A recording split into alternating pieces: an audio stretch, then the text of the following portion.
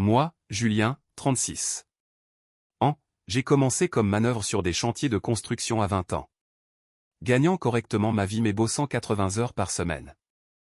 Ce n'était pas parce que j'étais un accro au travail, je voulais juste plus que ce que j'avais connu en grandissant.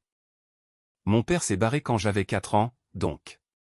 C'était juste ma mère et moi dans un petit HLM en banlieue où le chauffage fonctionnait une fois sur deux. Je l'ai vu compter chaque centime jusqu'à ce que l'argent disparaisse. À 25 ans, j'en savais assez pour être polyvalent. Plomberie, électricité de base, charpente, pose de placo, et j'avais économisé assez pour prendre des cours du soir en gestion d'entreprise au CNAM. Mes potes Guillaume et Thomas étaient dans la même galère, doués de leurs mains mais fatigués de rendre les autres riches. À 27 ans, on a mis nos économies en commun, 15 000 € chacun, ce qui nous semblait être une fortune à l'époque. Et on a lancé notre entreprise de rénovation. On a commencé par des petits dépannages, réparer des robinets qui fuient, boucher des trous dans les murs, construire des terrasses, tout ce qui pouvait payer les factures. Notre bureau. C'était mon garage, avec 3 tables pliantes et une cafetière qui sautait une fois sur 3. On vivait de plats surgelés, on bossait 16 heures par jour et on se démenait comme si nos vies en dépendaient, parce que c'était le cas. Pas de filet de sécurité, pas de parents riches pour nous sortir du pétrin. Juste 3 gars avec les mains calleuses et de grands rêves. Notre premier vrai coup de chance est arrivé 8 mois plus tard quand on a fait un devis très bas pour la cuisine d'un avocat nommé Alexandre, diplômé de la Sorbonne. Un gars brillant. Mais très cool. Il aimait notre travail mais nous a dit, vos contrats sont nuls. Un seul procès et vous coulez. Je lui ai proposé de rénover sa salle de bain en échange de conseils juridiques. Il a décliné le troc pour les travaux. Mais a proposé de mettre de l'ordre dans notre paperasse pour un tarif honnête. Cela a marqué le début d'une solide amitié et des fondations juridiques qui me sauveraient plus tard la mise. Dès la 2e année, Alexandre nous avait aidés à nous constituer en SARL proprement, à mettre en place des protections de responsabilité et à créer des contrats blindés. Quand il nous a recommandé à un promoteur immobilier de taille moyenne qui cherchait des entrepreneurs fiables. Tout a enfin décollé. Avance rapide de 6 ans, notre opération à 3 est devenue une entreprise de 35 employés, 3 chefs de projet, un vrai bureau dans le centre-ville, et on dégage un chiffre d'affaires annuel à 7 chiffres. J'ai grandi en voyant ma mère se faire exploiter par des perdants qui emménageaient, vivaient à ses crochets, puis se barraient quand elle ne pouvait plus financer leur paresse. Ça vous marque, et ça m'a rendu très méfiant envers les gens qui utilisent les autres pour l'argent. C'est là qu'entre en scène Léa, 33 ans. Je l'ai rencontrée lors d'un gala de charité il y a 7 ans, alors que ma boîte galérait encore. Elle travaillait dans les relations publiques pour une start-up tech. Pleine d'assurance, une coiffure parfaite, magnifique. Sportive, le package complet, mais elle semblait aussi intelligente et ambitieuse. Elle avait ce don pour se faire apprécier de tout le monde. Instantanément. En 6 mois, on vivait ensemble et on s'est mariés 1 an plus tard lors d'une petite cérémonie d'environ 60 personnes. Les premières années étaient superbes. On travaillait dur tous les deux, on construisait une vie. Ensemble, on a acheté une maison à mon nom avant le mariage, Dieu merci. Je développais l'entreprise et elle grimpait les échelons de la com dans son agence. On voyageait, on passait de bons moments avec nos amis, on semblait construire quelque chose de solide. Puis ma boîte a explosé et tout a changé. Avec le recul, je peux situer exactement le moment où les choses ont basculé, il y a environ 3 ans, quand on a décroché un contrat de 10 millions d'euros qui nous a fait changer de dimension. Mes revenus annuels ont triplé du jour au lendemain. Au début, les changements étaient minimes. Léa a commencé à prendre des déjeuners plus longs avec ses collègues. Puis elle a commencé à se plaindre que son patron était toxique et que ses collègues étaient jaloux d'elle. Elle rentrait avec des histoires de politique de bureau, se positionnant comme la victime compétente entourée d'incompétents. Ils sont intimidés par moi, disait-elle en levant les yeux au ciel. Pas tout le monde ne peut gérer une femme de tête.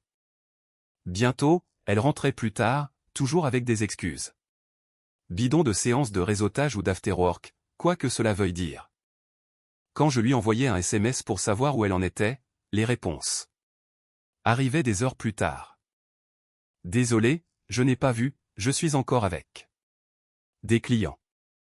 La vérité, c'est qu'elle se désintéressait de son vrai travail.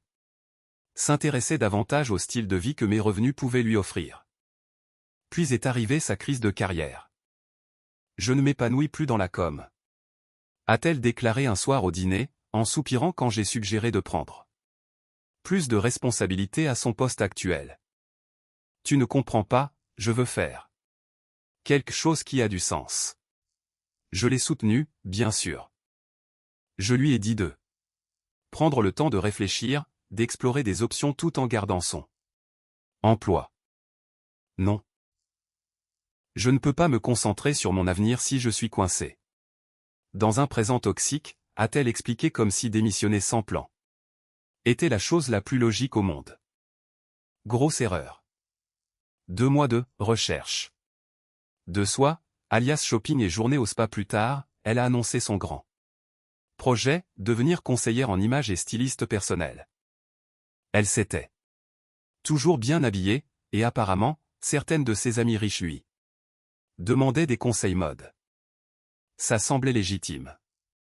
J'ai investi dans ça. Nouvelle entreprise, j'ai payé 7 000 € pour qu'elle obtienne une certification via un programme exclusif à Paris, j'ai créé son site web, couvert ses frais de démarrage, environ 15 000 € pour le stock initial, les cartes de visite et les séances photos promotionnelles. Elle semblait motivée, et j'étais heureux de la voir excitée par quelque chose à nouveau. 6 mois plus tard, l'excitation avait disparu. Les clients étaient exigeants, créer une entreprise était plus dur que prévu, elle a commencé à prendre plus de jours pour elle, pour gérer le stress. Tu ne comprends pas, disait-elle quand je suggérais de garder des horaires réguliers ou d'établir un plan marketing. Ce n'est pas le BTP ici. Le travail créatif ne fonctionne pas avec des horaires.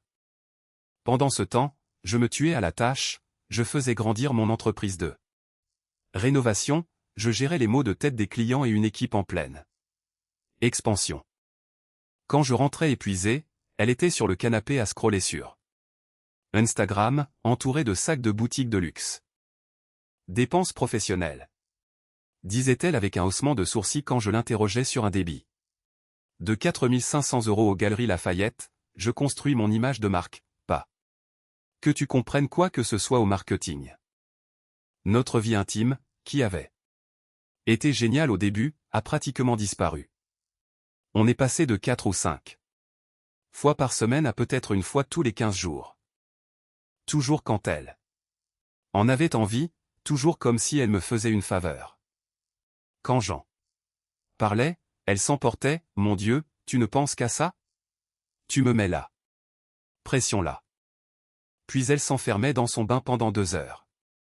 Le schéma devenait clair, elle était experte pour me faire passer pour le problème. Dès que je posais une question, mais je ne le voyais pas encore. C'est alors qu'est arrivée Chloé, 37 ans.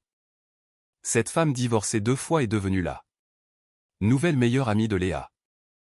J'ai reconnu le type de Chloé dès que je l'ai rencontrée, que des vêtements de créateur, toujours en train de vérifier son reflet et un rire qui arrivait à sonner à la fois faux et condescendant. Chloé était passée maître dans l'art de vivre des indemnités de divorce. Son Instagram était un modèle de vie de luxe sans aucune source de revenus visible. Elle passait son temps à dire à Léa qu'elle devait connaître sa valeur, et que les hommes étaient là pour subvenir aux besoins des femmes. Chloé avait un doctorat en manipulation financière et elle était le nouveau coach de vie de Léa. Léa a commencé à passer plus de temps avec Chloé, week-end à Saint-Tropez. Dégustation de vin dans le Bordelais, virée shopping, le tout avec mon argent. Elle revenait avec des histoires de gars qui les draguaient en boîte et comment. Elles avaient eu des bouteilles gratuites offertes par des mecs de la finance. Le coup n'était pas seulement financier. Léa commençait à adopter la mentalité de Chloé, lâchant des commentaires comme « Les hommes doivent comprendre que soutenir leur femme n'est pas une option, c'est le strict minimum » ou « Chloé dit qu'un vrai homme ne remet jamais en question les dépenses de sa femme. J'ai commencé à remarquer des trucs louches. Léa détournait son téléphone quand elle envoyait des messages. Son Instagram était soudainement rempli de selfies à la salle de sport. Elle ne s'en cachait même plus. Puis, elle a commencé à mentionner un nouveau client nommé Hugo, un coach sportif avec une grosse communauté sur Instagram qui avait besoin d'aide pour son image. Il avait environ 50 000 abonnés, principalement des femmes. Elle passait de plus en plus de temps à travailler avec lui. Leur séance finissait toujours tard. Elle rentrait en sentant le parfum d'homme. Je ne suis pas idiot, mais je ne porte pas d'accusation sans preuve. De plus, j'étais occupé par le travail la plupart du temps, alors j'ai observé et j'ai attendu. Mon associé Guillaume a remarqué le changement aussi. Mec, ça va? Tu as l'air distrait ces derniers temps, m'a-t-il demandé après que j'ai fait une erreur de mesure sur un plan. J'ai balayé la question, mais il n'était pas dupe. Écoute, mon cousin a vécu un truc similaire. Protège-toi, d'accord? Garde des traces de tout. Guillaume avait vu son cousin perdre la moitié de son entreprise au profit d'une ex qui n'avait rien apporté d'autre que du mépris. Ce soir-là, j'ai commencé à tout noter, date, heure, schéma, dépenses. Pas parce que je voulais être ce genre de gars, mais parce que mon instinct me hurlait que quelque chose allait se passer. Et je ne me trompais pas. Les 3 derniers mois ont été un cas d'école. De manipulation et de manque de respect. Léa était là physiquement mais totalement absente mentalement. Toujours sur son téléphone, m'ignorant, faisant des plans sans dire un mot. On n'avait pas eu de rapport depuis plus de 2 mois. Toujours une excuse, trop fatigué ou stressé. Un soir, j'ai essayé d'initier quelque chose et elle a littéralement ri en disant « Ouais, non, ça n'arrivera pas. J'ai un rendez-vous client tôt demain. » Puis elle est restée éveillée jusqu'à 2 heures du matin à regarder Netflix. Elle faisait des pics sur mes vêtements ou mes amis. Peut-être que je devrais te relooker un jour. Ce jean est un peu ringard. Elle levait les yeux au ciel quand je parlais de boulot, remettait en question mes décisions commerciales tout en claquant des milliers d'euros en frais bidons. Tu sais, m'a-t-elle dit un jour alors que j'examinais des appels d'offres, si tu avais plus de sens des affaires, tu embaucherais des gens pour faire ça à ta place. Hugo dit que les gens qui réussissent délèguent. Hugo. Ouais, ce mec-là. 2 événements m'ont montré ce qui se préparait. D'abord, il y a environ 1 mois, je suis rentré plus tôt d'un chantier. Projet terminé en avance. Il était environ 14 heures un jeudi. Léa ne savait pas que je venais. Je suis entré et je l'ai trouvé avec Chloé en train de boire du Perrier dans notre cuisine, en pleine conversation. Tu dois juste assurer ta sortie d'abord, disait Chloé. Mets tes finances en ordre avant de bouger. Mon deuxième mari a essayé de cacher des actifs, mais mon avocat a tout trouvé. Ces types pensent toujours qu'ils sont si malins.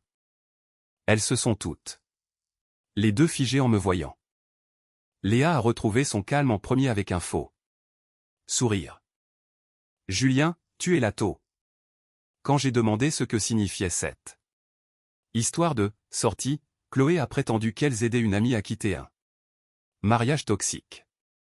J'ai hoché la tête, n'y croyant pas une seconde. Au lieu de les confronter, j'ai décidé de jouer sur le long terme. Ce soir-là, j'ai appelé Alexandre et je lui ai raconté ce que j'avais entendu. Il a répondu. Immédiatement, elle prévoit de partir et de prendre tout ce qu'elle peut. On doit prendre les devants, mais on joue ça strictement selon les règles. Le lendemain matin, j'ai retrouvé Alexandre à son cabinet. Il a exposé un plan. Première règle, tout doit être légal et éthique. Deuxième règle, documenté. L'abandon moral, pas seulement le départ physique. Cela signifie suivre un schéma de comportement montrant qu'elle se désengage du mariage. Émotionnellement, financièrement et physiquement. Troisièmement, protéger les biens acquis avant le mariage avec les documents appropriés.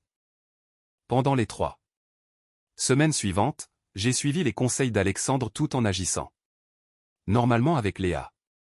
On a documenté la valeur de l'entreprise avec des registres méticuleux montrant comment mes investissements personnels et mes semaines de 60 heures avaient créé sa croissance. Alexandre a demandé à notre comptable de préparer un rapport de valorisation complet avec des graphiques de croissance remontant à avant le mariage. J'ai installé des caméras de sécurité dans les parties communes uniquement, en toute légalité selon Alexandre, et j'ai sauvegardé toutes les images sur un compte cloud sécurisé.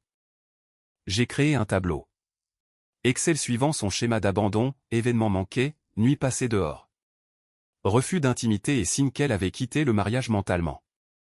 Alexandre m'a conseillé de ne toucher à aucune finance avant d'avoir déposé la demande de divorce.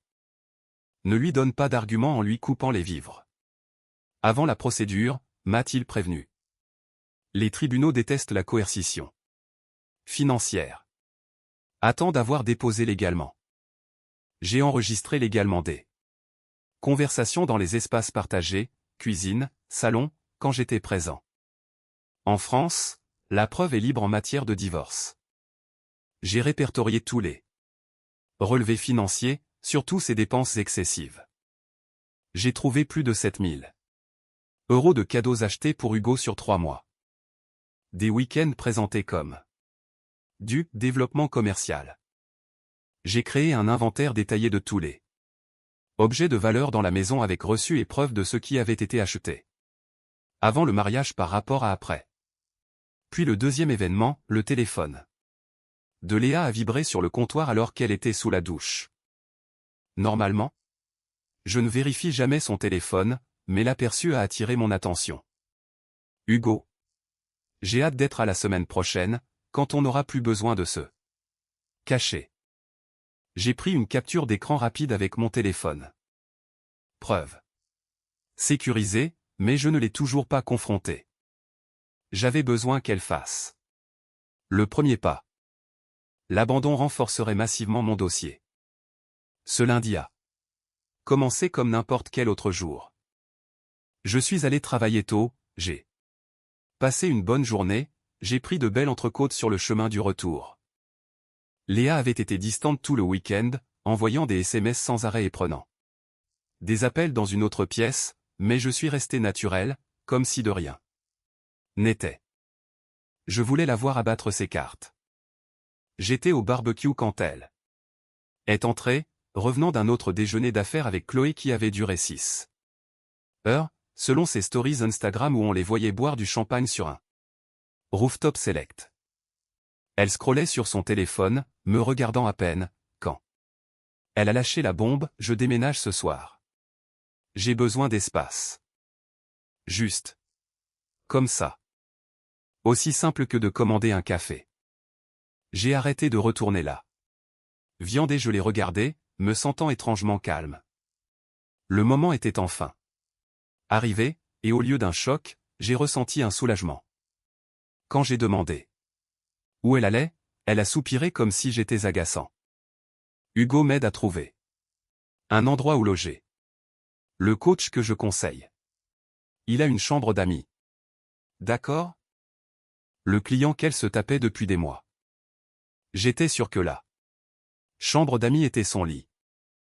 Si c'est ce que tu veux, ai-je dit en me tournant vers les steaks qui commençaient à brûler.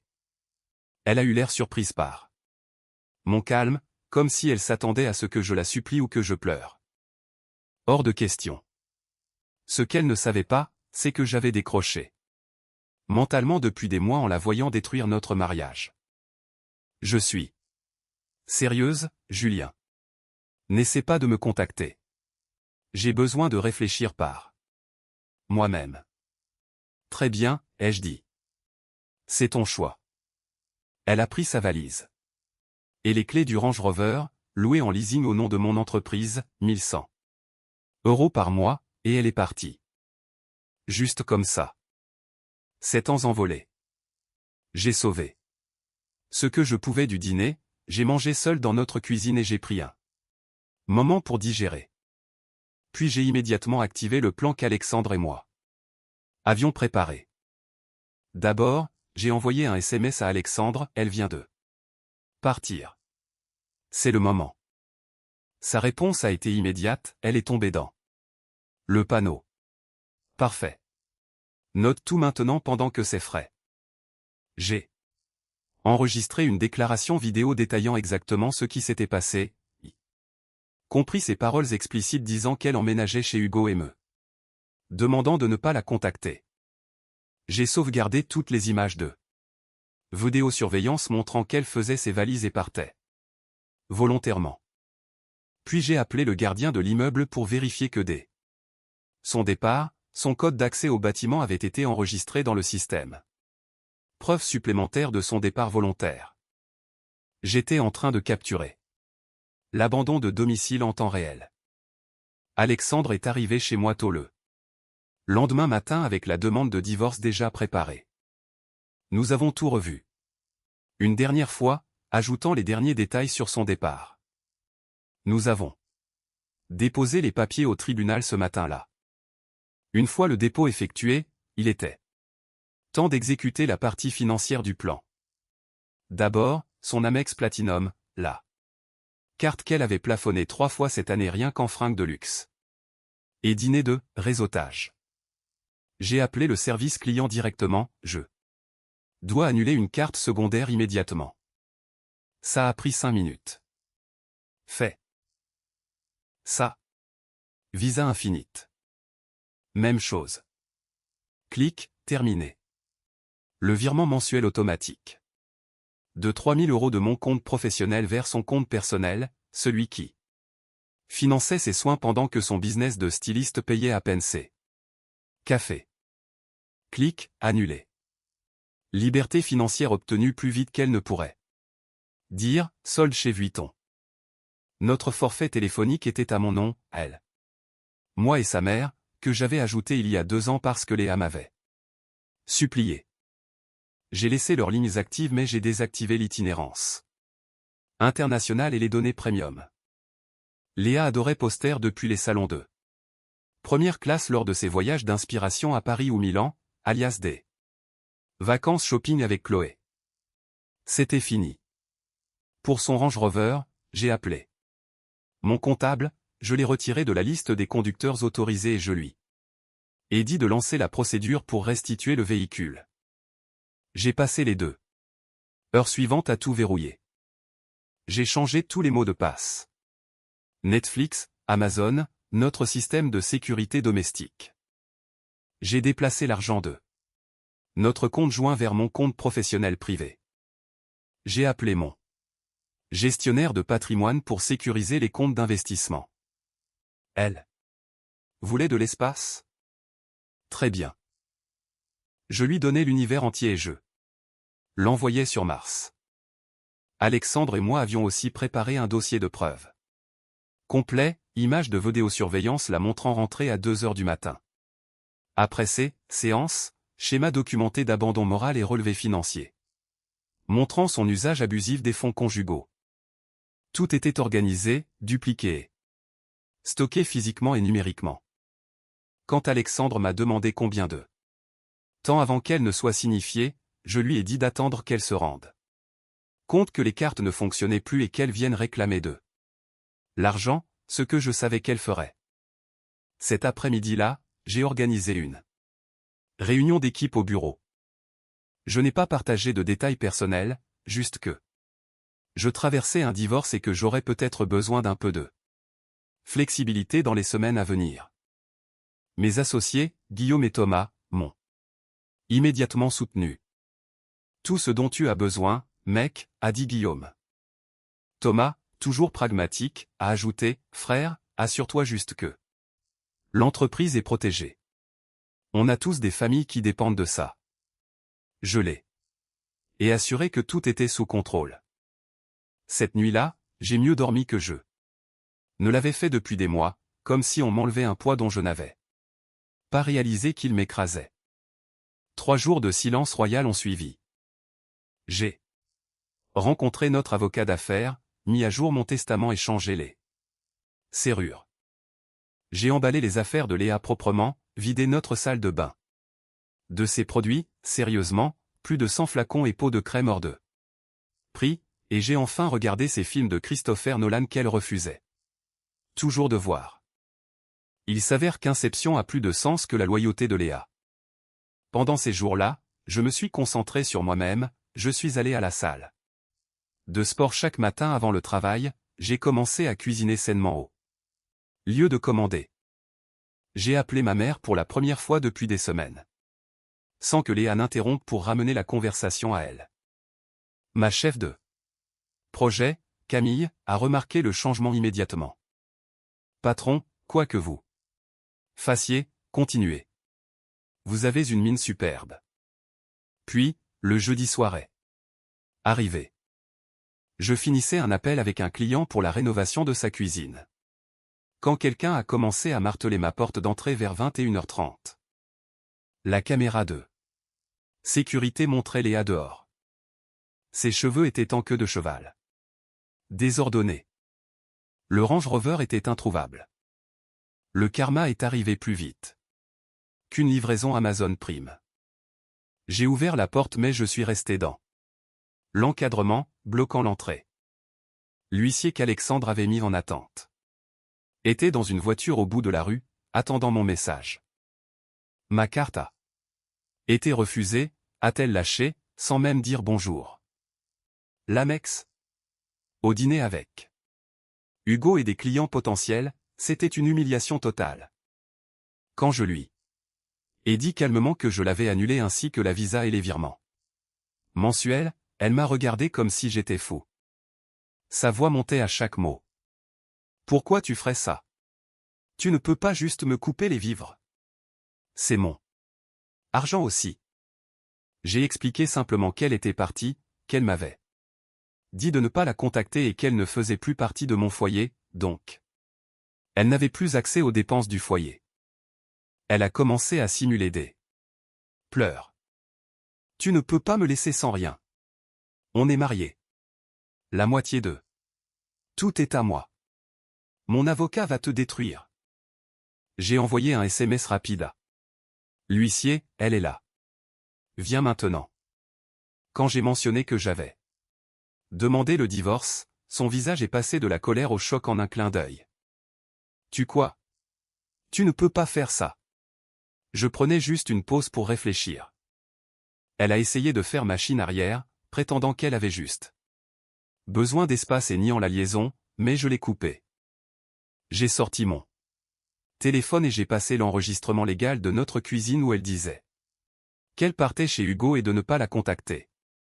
Puis je lui ai montré la documentation de l'abandon de domicile, une chronologie de son retrait systématique du mariage sur plusieurs mois. Tout est documenté légalement et éthiquement, ai-je dit calmement. Avant qu'elle ne puisse répondre, l'huissier est arrivé et lui a remis les papiers du divorce. Elle a enfin réalisé que ça ne se passait pas selon le manuel de Chloé. Ce n'était pas elle qui commandait. Tu vas le regretter, a-t-elle crié, ses larmes disparaissant par magie. Je prendrai la moitié de tout. C'est moi qui t'ai fait. Sans mes relations, tu serais encore en train de bosser dans ton garage. Je mérite ce qui me revient. Via la caméra, je l'ai regardé perdre complètement les pédales sur mon perron, allant même jusqu'à donner un coup de pied dans un pot de fleurs et se faire mal aux pieds. Elle a déchiré l'enveloppe des papiers du divorce, les parcourant frénétiquement. Finalement, un Uber est arrivé et elle y est montée. En boitant, tout en m'insultant. Une performance digne d'un Oscar, s'il y avait. Un prix pour la meilleure crise de nerfs quand votre carte bleue est bloquée. Je me suis versé un verre et j'ai envoyé un message à Alexandre, papier remis. Crise terminée. Sa réponse, parfait. Maintenant, on attend la contre-attaque. Il n'avait pas tort. La semaine suivante a été le début du cirque. D'abord les appels à mon bureau. Ma chef de projet, Camille, a reçu 6 appels pour la seule journée de lundi de la part de Léa, exigeant de me parler. Pour une question financière urgente puis prétendant une urgence familiale. Patron, votre femme n'arrête pas d'appeler, a dit Camille, mal à l'aise. Elle a dit que sa mère était à l'hôpital, mais quand j'ai proposé de prendre un message, elle a raccroché. J'ai remercié Camille et lui ai dit de bloquer le numéro de Léa sur la ligne du bureau. Ce n'est plus ma femme, et sa mère va très bien. Puis les singes volants sont arrivés. Des amis communs ont commencé à m'envoyer des messages du genre « Léa ne va pas bien » et « c'est un coup bas de demander le divorce si vite ». Je leur ai tous donné la même réponse courte sur le fait que Léa avait quitté notre mariage pour vivre avec un autre homme, et la plupart ont lâché l'affaire. Notre groupe d'amis s'est scindé. Presque immédiatement. Les vrais, comme mon pote Ryan que je connaissais depuis le lycée, sont restés fidèles. Mec, j'ai toujours eu un mauvais pressentiment. Avec elle, a-t-il admis au déjeuner. Trop parfaite, tu vois, comme si elle jouait un rôle. D'autres ont pris le parti de Léa, y compris des couples avec qui on partait en vacances. Un gars, Trevor, a eu le culot de me faire la morale sur le fait de travailler sur son mariage. Ironique venant de quelqu'un qui avait trompé sa copine 2 fois à ma connaissance. Puis est venue la campagne. Sur les réseaux sociaux. Léa a mis à jour sa bio Instagram pas en pleine guérison d'un traumatisme, et a commencé à poster des citations sur la violence financière et les hommes contrôlants. Très subtil. Rien ne dit mieux, je guéris. Que de dénigrer son ex en ligne tout en vivant chez son coach sportif. Elle a même eu l'audace de lancer une cagnotte en ligne intitulée « Échapper à l'abus financier » avec un objectif de 50 000 €. Elle a récolté 237 € avant d'être supprimée après qu'Alexandre a envoyé une mise en demeure avec les preuves de son départ volontaire et de ses habitudes de dépenses. Le niveau supérieur est arrivé sous la forme de Chloé, la meilleure amie et coach en divorce de Léa. Mardi soir, elle a appelé d'un numéro masqué en hurlant. « Qu'est-ce que tu crois faire, bordel ?» Demander le divorce sans même en parler à Léa. Lui couper les vivres. Elle a construit cette entreprise avec toi. Personne n'aime un mec qui ne sait pas prendre soin de sa femme. Tu vas être sûr. Liste noire dans toute la ville. Je l'ai remise à sa place, elle est partie de son plein gré. Elle m'a dit de ne pas la contacter. Et non, elle n'a rien construit avec moi. Elle a habillé des femmes riches pendant que je bâtissais une boîte de BTP. Notre discussion a dégénéré quand Chloé m'a menacé. Avec son avocat de luxe. Quand j'ai mentionné mon propre arsenal juridique et la liaison évidente de Léa avec Hugo, il y a eu un blanc. Intéressant, Chloé n'était pas au courant pour Hugo. Hugo l'aide juste à traverser une période difficile, a repris Chloé rapidement. Il se comporte en gentleman, ce qui est plus que ce que je peux dire de toi. Quand elle a commencé à exiger les affaires de Léa, je lui ai dit que tout était emballé et que Léa pouvait fixer un rendez-vous pour venir les chercher en présence d'un témoin et avec une liste d'inventaire. Elle a essayé de passer hier pour prendre l'essentiel, mais tu as changé les serrures, s'est plainte Chloé. Elle a besoin de ses affaires. Elle a dû emprunter le sweat de Hugo pour son rendez-vous client hier. Bingo. Les caméras avaient filmé Léa essayant sa clé dans les 2 portes.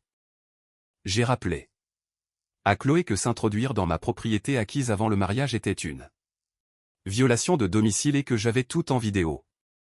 Leur sentiment d'impunité était irréel.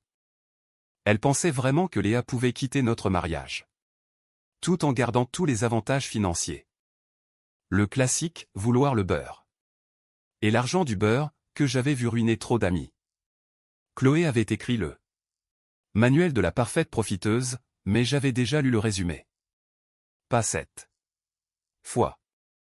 Quelques jours plus tard, Léa a tenté une nouvelle approche en se présentant sur l'un de nos chantiers. Mon contremaître Jean-Pierre m'a appelé. Immédiatement. Patron, votre femme est ici, elle pose des questions sur le budget du projet et parle au client, a-t-il dit, confus. Est-ce que je dois appeler la sécurité pour la faire sortir? J'ai dit à Jean-Pierre de l'éloigner des clients mais de ne pas faire de scène. Dis-lui juste qu'elle doit partir ou tu appelleras la police pour intrusion. Quand je suis arrivé 20 minutes plus tard, elle était assise dans la voiture d'une amie de l'autre côté de la rue, à observer. Je l'ai ignorée et je suis allé travailler. Au bout d'une heure, elles sont parties. Ce soir-là, j'ai reçu un SMS d'un numéro inconnu. Tu te crois si malin? Surveille tes arrières. Je connais des gens qui peuvent te rendre la vie très difficile. J'ai transféré ça à Alexandre, qui l'a ajouté au dossier. Des menaces maintenant. Elle devient désespérée. Tant mieux. Le lendemain matin, j'ai découvert que quelqu'un avait posté des avis négatifs sur mon entreprise sur Google et Facebook, tous provenant de nouveaux comptes sans historique. Les avis prétendaient qu'on surfacturait, qu'on utilisait des matériaux de mauvaise qualité et qu'on harcelait les clientes. Alexandre les a fait supprimer en 24 heures en fournissant les preuves d'un harcèlement ciblé. On a aussi déposé une plainte à la police pour documenter les menaces et le sabotage de réputation. La semaine suivante a apporté la tentative la plus ridicule, la mère de Léa s'est présentée à mon bureau en pleurant et en me suppliant d'arranger les choses avec sa fille. Elle est dévastée, Julien, disait-elle en s'essuyant les yeux. Elle a fait une erreur et tu l'as punie. Comme ça. J'avais toujours respecté la mère de Léa, mais je ne croyais pas à sa comédie. Léa a emménagé avec un autre homme et m'a dit de ne pas la contacter. Ce n'est pas une erreur, c'est un choix. Elle a bafouillé, tu travailles tellement qu'elle s'est sentie négligée, a-t-elle continué, sans mentionner Hugo une seule seconde. Je lui ai rappelé doucement que Léa avait accès à des cartes de crédit avec un plafond de 50 000 €, une allocation mensuelle de 3 000 € et un SUV de luxe, tout ça pendant que je travaillais dur pour financer ce train de vie. Et qu'elle avait choisi de quitter tout cela pour un coach sportif vivant dans un studio. J'ai conclu que ce n'était pas de la confusion, c'était un plan qui s'était retourné contre elle. Elle est partie. Sans un mot de plus. Je me sentais mal pour elle, elle semblait vraiment croire la version de Léa, mais je n'allais me laisser manipuler par personne, pas même par une belle-mère en larmes. Les mois suivants ont semblé sortir d'un thriller juridique. Léa m'a envoyé une demande de paiement Lydia de 2 000 € pour une urgence, que j'ai déclinée avec le commentaire « Tu as demandé aucun contact ». Puis est arrivée une lettre formelle de son avocat exigeant une pension alimentaire temporaire de 10 000 € par mois, plus l'usage continu du Range Rover. Il niait toute tromperie et prétendait que Léa était partie à cause de ma négligence émotionnelle et de mon comportement contrôlant. Alexandre a ri quand je lui ai montré. Ils vont à la pêche, ils n'ont rien. Il a rédigé une réponse juridiquement solide qui disait en gros, allez-vous faire voir, finissant par une offre d'un versement unique de 5 000 € pour solder tout compte si elle signait une renonciation totale et une clause de confidentialité. Son avocat a répondu par plus de menaces. Alexandre a répliqué. Avec les preuves, images de vidéosurveillance horodatées montrant l'abandon de domicile, relevé de ses dépenses montrant qu'elle avait claqué plus de 80 000 € l'année dernière en trucs personnels sans contribuer aux charges du foyer. On a aussi inclus les rapports de valorisation de l'entreprise montrant que la croissance venait directement de mes fonds propres d'avant mariage et de mes heures de travail. Les documents établissaient clairement que l'entreprise était un bien propre, pas un actif communautaire sujet à partage. La lettre suivante de son avocat avait un ton radicalement différent. Soudain, ils étaient ouverts à la négociation et espéraient résoudre ça à l'amiable. C'est drôle de voir comment le « je vais te détruire au tribunal » se transforme en « soyons raisonnables » quand on est face à de vraies preuves. Pendant ce temps, je me reconstruisais. J'allais à la salle 6 jours sur 7, je renouais avec des amis que Léa m'avait éloigné et je me concentrais sur des projets que j'avais mis de côté. Ma boîte a décroché 2 nouveaux gros clients, en partie parce que j'étais pleinement présent pour la première fois depuis des années. J'ai aussi commencé un projet perso, restaurer une vieille Ford Mustang que j'avais achetée pour pas grand-chose, un truc que j'avais toujours voulu faire mais que Léa appelait une perte de temps et de place dans le garage. Désormais, mon temps m'appartenait. Mes associés ont remarqué le changement. Mec, tu cartonnes en ce moment, a dit Guillaume après qu'on a décroché un projet commercial de 2 millions d'euros. Le divorce te va bien. Léa a finalement fixé une date pour récupérer ses affaires. Hugo est venu avec elle. Un grand gars, beau gosse dans le genre influenceur fitness générique, mais clairement mal à l'aise. Il se tenait maladroitement dans l'entrée pendant que Léa et Chloé fouillaient les cartons que j'avais préparés.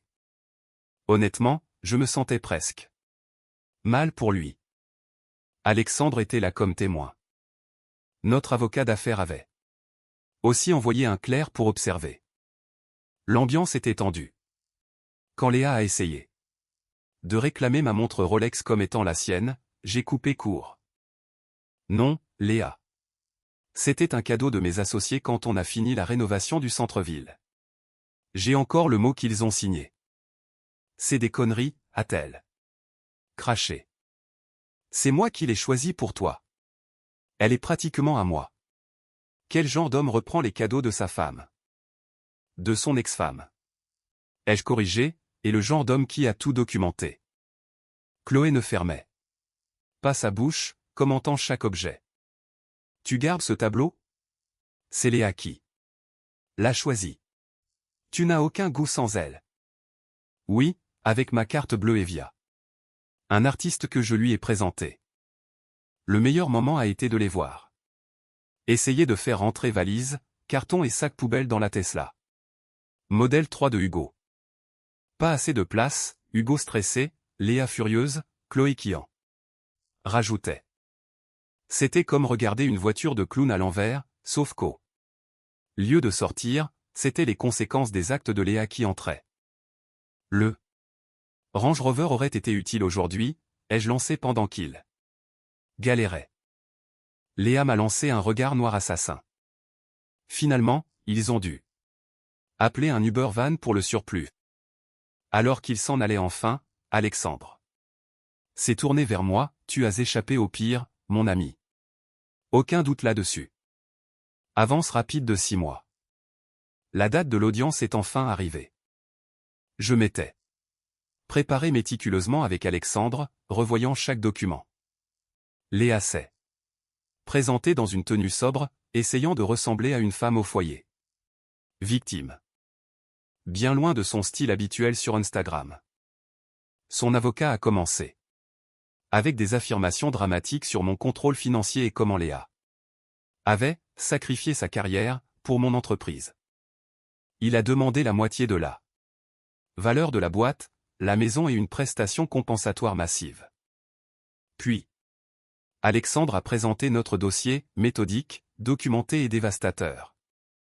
Il a montré les posts Instagram de Léa le jour même où elle prétendait travailler. Sans relâche pour moi, au bord d'une piscine à Cannes avec Chloé, légendée. Tant de direction. Il a présenté les statuts de création de l'entreprise, montrant qu'elle avait été créée 3 ans avant notre rencontre. Les relevés bancaires prouvant que mes semaines de 60 heures l'avaient bâti, passé. Quelques dîners clients. Le juge n'a pas été impressionné par le théâtre de l'avocat adverse. quand Léa a prétendu à la barre qu'elle avait construite. L'entreprise à mes côtés, Alexandre a simplement montré ses fiches de paiement. Son agence de com et durant ces mêmes années, prouvant qu'elle n'était même pas impliquée. Madame, a fini par dire le juge, le tribunal trouve vos affirmations concernant l'entreprise particulièrement peu étayées.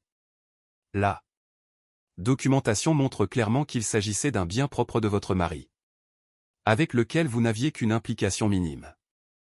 Le jugement final est tombé presque exactement comme Alexandre l'avait prévu. Léa a obtenu une prestation compensatoire unique qui représentait à peine 5% de ce qu'elle réclamait. L'entreprise est restée à 100% la mienne. La maison est restée mienne.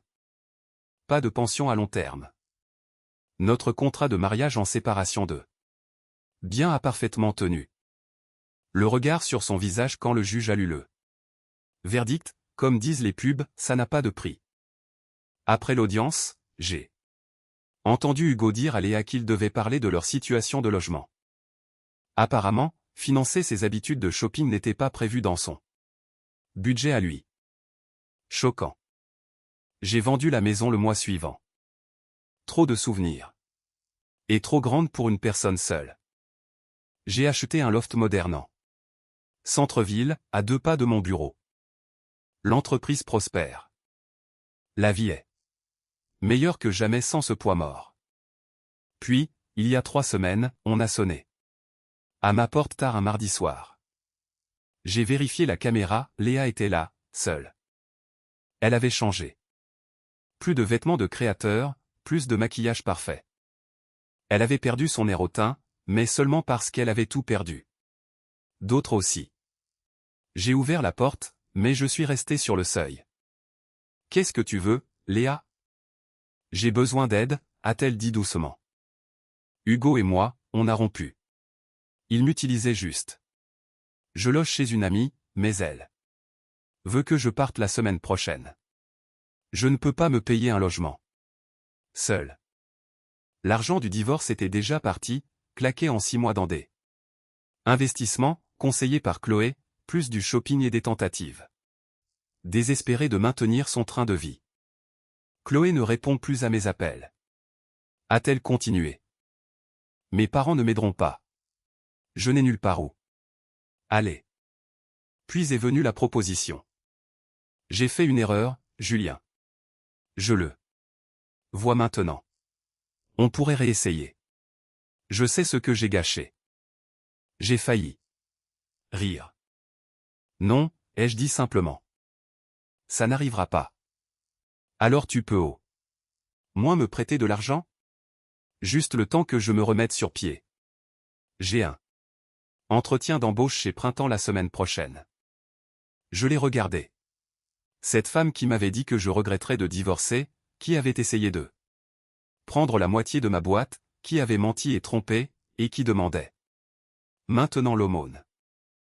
Léa, ai-je dit, tu voulais de l'espace et de l'indépendance. Tu les as. Bonne chance pour ton entretien.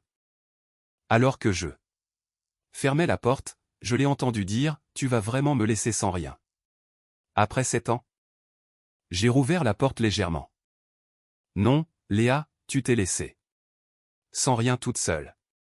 Je ne fais que respecter ton choix. Puis j'ai fermé la porte pour de bon.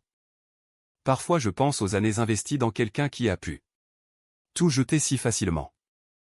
Les signaux d'alarme que j'ai ignorés, les compromis qui étaient à sens unique, les leçons apprises à la dure.